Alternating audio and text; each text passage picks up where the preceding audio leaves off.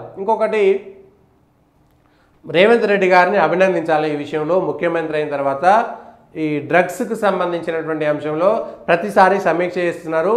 రాష్ట్రంలో డ్రగ్స్కు సంబంధించినటువంటి ఆనవాళ్ళు కనబడకూడదు, ఇగో టీ న్యాబు వీళ్ళు వాళ్ళు అనేటువంటి వాళ్ళను పెడుతున్నారు. హైదరాబాద్ సెక్యూరిటీ బ్యూరోకు కొత్తగా ఇచ్చారు. అయితే డ్రగ్స్ సైబర్ నేరాల నియంత్రణపై అవగాహన కల్పించే బాధ్యత సినీ పరిశ్రమ పైన ఉంది. థియేటర్లలో సినిమా పరిశ్రమ ముందు సైబర్ నేరాలు డ్రగ్స్ దుష్ఫలితాలపై అవగాహన కల్పించే విధంగా తారాగణంతో 1.5 లేదా 2 నిమిషాల నిడితో వీడియోలను ప్రదర్శించడం కాదు. దయచేసి డ్రగ్స్ నిర్మూలనకు గంజాయి, డ్రగ్స్, వైట్నర్లు లేకపోతే ఇట్లాంటికి సంబంధించినటువంటి దాంట్లో ఎవరైనా దొరికితే వెంటనే 5 సంవత్సరాలు 10 సంవత్సరాలు జైలు శిక్ష ఇస్తే కానీ ఇంకొకడు పోడు. కఠినమైనటువంటి శిక్షలు లేకపోతే పంజాబ్లో, మణిపూర్లలో అల్లర్లు ఎందుకు జరిగినాయి? పంజాబ్లో ఇవాళ ఖలిస్తానీ తీవ్రవాదం అనేటువంటిది డ్రగ్స్ మాఫియా ద్వారా మొదలవుతుంది. ఇప్పుడు వాళ్ళంతా కూడా పంజాబ్లో దారుణంగా ఉంది ఇప్పుడు పరిస్థితి. పంజాబ్లో ఇటు మందు, వైన్స్, విస్కీ వాటికి మందుకు పూర్తి స్థాయిగా అడిక్ట్ అయిపోయారు. అక్కడ పంజాబ్ అనేటువంటిది ఇక మందు తాగకపోతే పంజాబీలు కాదని ఇప్పుడు తెలంగాణలో కూడా వాడు మందు తాగకపోతే తెలంగాణ వాడు కాదన్నట్టుగా తెలంగాణలో మందు తాగకపోతే ఎట్లా అనేటువంటిది చిత్రీకరిస్తున్నారు. మన పైన దారుణంగా బలవంతంగా మందు తాగేటువంటి ప్రక్రియ చేపడుతున్నారు.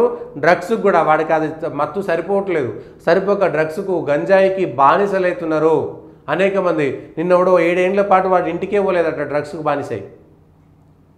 నిన్న వచ్చినటువంటిది రేవంత్ రెడ్డి గారు ఈ విషయం పైన చాలాసార్లు దృష్టి కేంద్రీకరించారు. కానీ కఠినమైనటువంటి శిక్షలు డ్రగ్స్లో ఉన్నటువంటి వాళ్ళు ఎవరైనా సరే, ఎంత పెద్దోళ్ళైనా సరే, అసలు వాళ్ళకు బెయిల్ రాకుండా ఏమైనా చట్టాలు తీసుకురండి, ఆర్డినెన్స్ తీసుకురండి. ఏదైనా అవసరమైతే 2 రోజుల పాటు దానిపైన చర్చలు చేయండి. నిన్న పాత బస్తీలో పోలీసులు పోతుంటే డ్రగ్స్ తాగిన వాళ్ళు పోలీసుల మీద కొడుతున్నారు. డ్రగ్స్ కోసం నిన్న మొన్న మర్డర్లు జరిగినాయి షాలిబండ ఏరియాలో, ఇంకా కూడా అనేక చోట్ల జరుగుతున్నాయి. ఇక్కడెక్కడ కొత్తపేటలో కూడా డ్రగ్స్ తాగినోడు, మందు తాగినోడు ఆ ఇండ్ల మీద ఇష్టం ఉన్నట్టుగా విచక్షణారహితంగా వాళ్ళు బిహేవ్ చేస్తున్నారు. దయచేసి ఈ లిక్కర్ షాపులను కూడా తగ్గించేటువంటి ప్రయత్నం చేయండి, బార్లు తగ్గించేటువంటి ప్రయత్నం చేయండి. యువత మత్తు పదార్థాలకు డ్రగ్స్తో పాటు గంజాయితో పాటు ఈ లిక్కర్కు కూడా దూరమయ్యేటువంటి బాధ్యతలను మీరే తీసుకోవాలి. ప్రభుత్వం ప్రోత్సహించాలి ఈ విషయంలో. లేకపోతే భవిష్యత్తు ఉన్నటువంటి యువత దేశంలో నాశనం వైపు వెళ్తున్నది. రాజకీయ పార్టీలు కూడా కంకణం కట్టుకోవాలి. ఏ రాజకీయ పార్టీ సమావేశం జరిగినా వాడు మందు తాగిపోయాల్సినటువంటి పరిస్థితి క్రియేట్ అయిపోయింది. ఎప్పుడో దావతలకు ఏడాదికి ఒక్కసారో 2 సార్లు, అది కూడా ఆ చెట్టు మీద కళ్ళు తాగేటువంటి అలవాటు ఉన్నటువంటి వాళ్ళు ఇవాళ ప్రతిరోజు మందు తాగకపోతే వాడు మనిషి కాదన్నట్టుగా తయారు చేస్తున్నారు. డ్రగ్స్ అయితే తెలంగాణలో ఆందోళనకరణ స్థాయికి పోయింది. ముఖ్యమంత్రి గారికి నిజంగా మీరు చేస్తున్నటువంటి పని మంచిగున్నది, కానీ ఇంకా అది సరిపోదు, దాని డోసు పెంచాలి. డ్రగ్స్ డోసు పెరుగుతుంది కాబట్టి మీ చట్టాల డోసు కూడా పెరగాల్సినటువంటి సమయం ఆసన్నమైంది. మీరు ఎట్లాగూ దానిపైన దృష్టి పెట్టారు కాబట్టి ఇంకా కొంచెం మీడియా ద్వారా కానీ, సినిమా వాళ్ళ ద్వారా కానీ, రాజకీయ నాయకుల ద్వారా కానీ, సెలబ్రిటీల ద్వారా కానీ గంజాయి తాగేటువంటి వాళ్ళకు చిత్రమైనటువంటి వాళ్ళకు కేసులు వస్తాయి, వాళ్ళు జైల్లో పోతారు, వాళ్ళు బతకలేరనేటువంటి ఒక భయాన్ని సృష్టించాల్సినటువంటి అవసరం ఉన్నది. గంజాయి పంటలను సాగుకు ప్రోత్సహిస్తున్నటువంటి వాళ్ళను కూడా అవసరమైతే ఎన్కౌంటర్ చేసేయండి. ఖమ్మంలో, చింతకాని ఆ ఏరియాలో గంజాయి ఎవరు పండిస్తున్నారు? మావోయిస్టులు గంజాయి పండిస్తూ వాళ్ళని ప్రోత్సహిస్తూ ఆ డబ్బులను తీసుకొని నక్సలైట్లుగా మారుతున్నటువంటి సంఘటనలు కూడా మనం చూస్తున్నాము.